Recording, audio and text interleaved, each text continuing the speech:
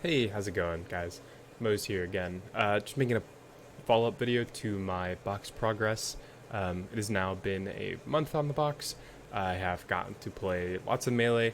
Haven't gone to play too much tournament Melee.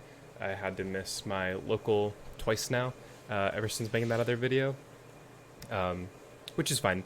But I have gotten to play a lot of net play. I've gotten to play some friendlies on LAN when I had some homies come over from college. Which was a really good time. And so I've gotten a couple hours into the box over those past couple weeks. And I just wanted to follow up with my thoughts on the box, some progress on the things that I thought were difficult, and then things that I still think are difficult and I'm currently working on implementing. So to start, just to recap the things I thought were difficult last time. Things I thought were difficult were wave dashing, my character movement not being as fluid as it was on a GameCube controller, teching, and remembering button placement. So wave dashing, what I meant when I said it was difficult was that I did not know how to do it. I couldn't get the button succession down. A lot of it just kind of like looked like this, of pressing all the buttons but it not working. And ever since then, I have gotten it down.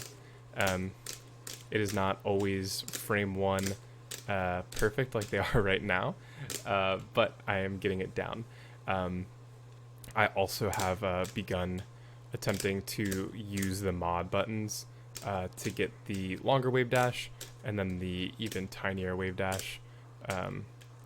So that is also something I now have under my belt, is being able to do that, as well as being able to wave dash out of shield. Which I missed dearly and did not know I missed until I relearned how to do it, and then I was able to re-implement it into my gameplay, and I appreciated it a lot. So yeah, one thing that is interesting is that if you want to do the mega wave dash out of shield, that is a bit difficult, because you either go into light shield, or actually it's medium shield that you're going into, so you might get pushed before you do the wave dash, and then trying to press the mod while wave dashing is actually a bit difficult, so that way you do not get the big shield. But you know, one of the things that I will continue to learn and get better on. Not feeling as fluid as a GameCube controller. I think I'm still in that kind of phase where I don't exactly move and wave land and wave dash as often as I did with the GameCube controller.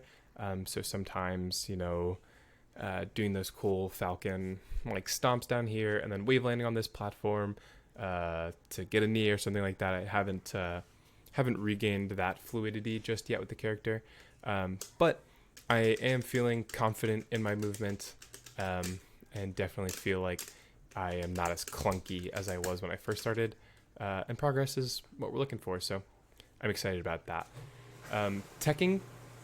Teching has definitely become way more comfortable now.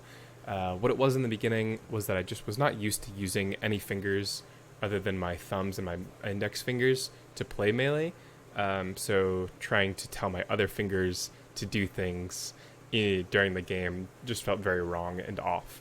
But now, using my pinky to tech feels very comfortable and very normal. Not something I think about too often anymore. Now it has become kind of second nature to do that.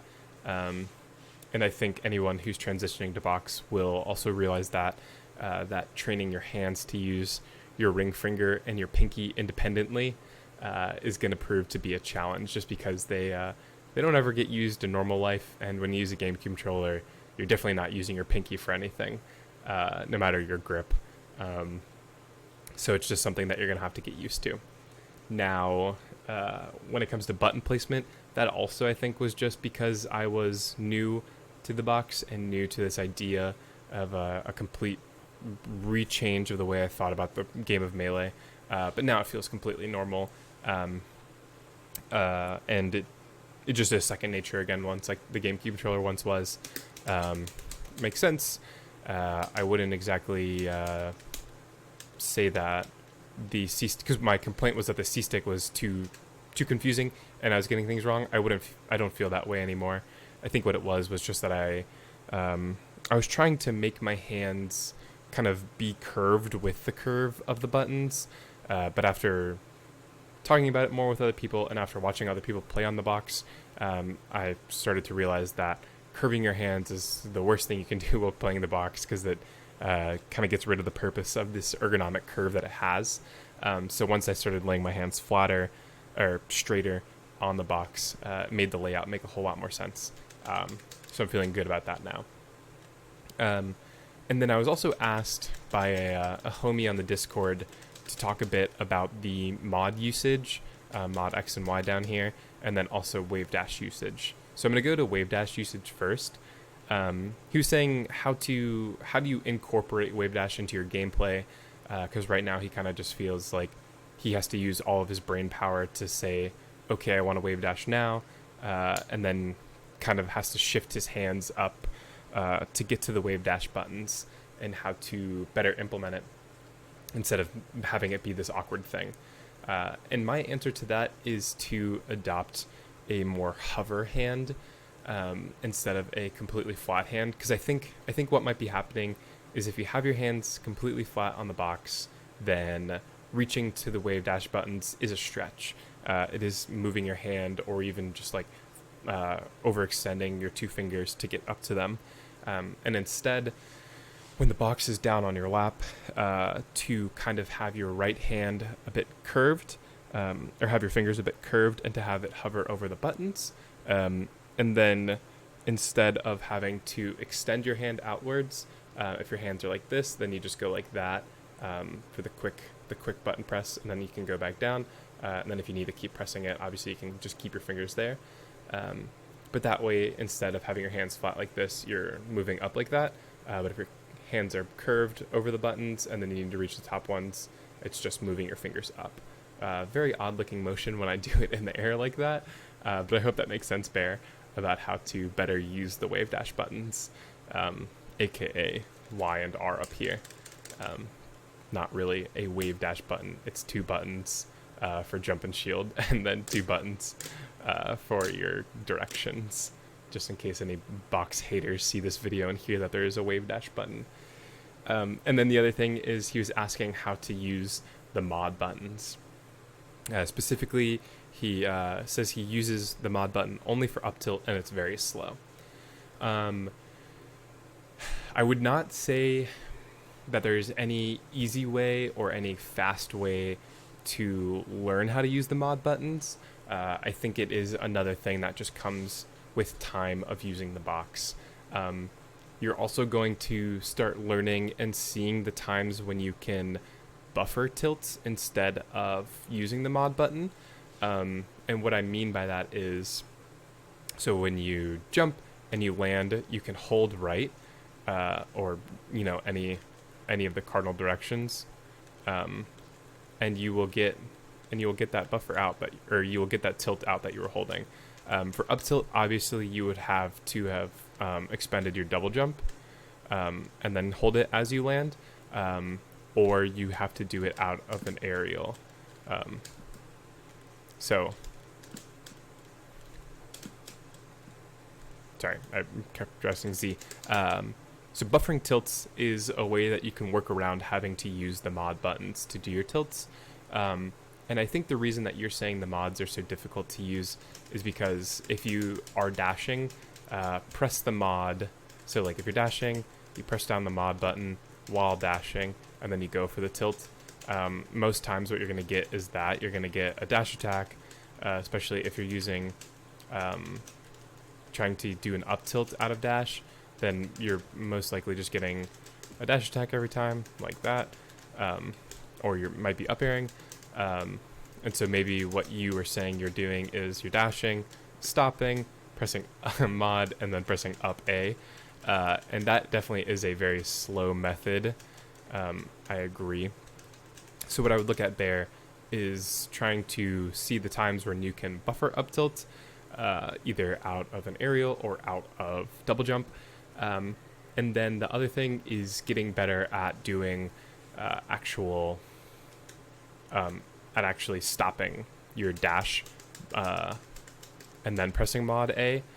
So as you saw there, you can, that was really slow, but if you if you dash and then, because this sends you into walk, to clarify, the mods put you into walk, which is why you can tilt instead of dash attacking, and these only dash.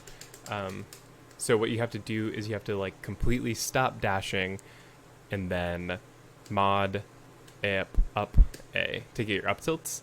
And what you can do, and you can do this on a game controller too, it's how people up tilt out of dash, is you stop your dash and then you hold up and then you do your up tilt. So basically a thing that I would encourage you to start doing, and I need to do this too, but as a Falcon player I very rarely use up tilt, which is why you don't see me doing it very well here, is to learn how to stop your dash, or how to like end the dash into walk, so that you can do your up tilt, because that's kind of just how the box works, is that since these are immediate dashes, to do like immediate turnaround up tilts means you stop your dash and you actually start walking, even if it is very momentarily or really fast, which is what you see most box users doing, is just doing it very quickly. As you can, I'm not very good at it, but most box users, if you watch like any of the other box users who stream, they actually are just stopping the dash into walk to get the up tilt. So I would just recommend continuing to practice being able to do your tilts out of dash, by learning how to end the dash into walk into tilt, and also how to do your tilts out of aerials, instead of just on the ground. And most of the time, I mean, when you want to do a tilt, usually would come after an aerial, I would think, sometimes in neutral, but you know, most of the time it's when you land and you want to put out that down tilt or that up tilt, to bait out something. So those are my thoughts, and my updated progress. If you guys have any questions, please again leave them in the comments. If you want to talk more about the box in depth, feel free to follow me on Twitter. It'll be in the bio. I respond to my DMs pretty quickly. If you want to message me on Discord, I'll leave that in the bio as well. But I love talking about the box, and I love talking about Melee and answering any questions you all may have. So please feel free to leave a like, a comment, and subscribe. And hopefully I'll be putting out another video in another month or so. I plan on doing this more monthly than weekly, like I said originally weekly, but I think monthly would be better, just because not a whole lot can be learned in a week. So look out for another video in about a month. I might put out some fun videos in between about the box, or maybe just like fun clips from my stream. So be sure to subscribe and figure out what content I'm putting out. That should be it for today, you guys. Have a good one, and I'll see you next time.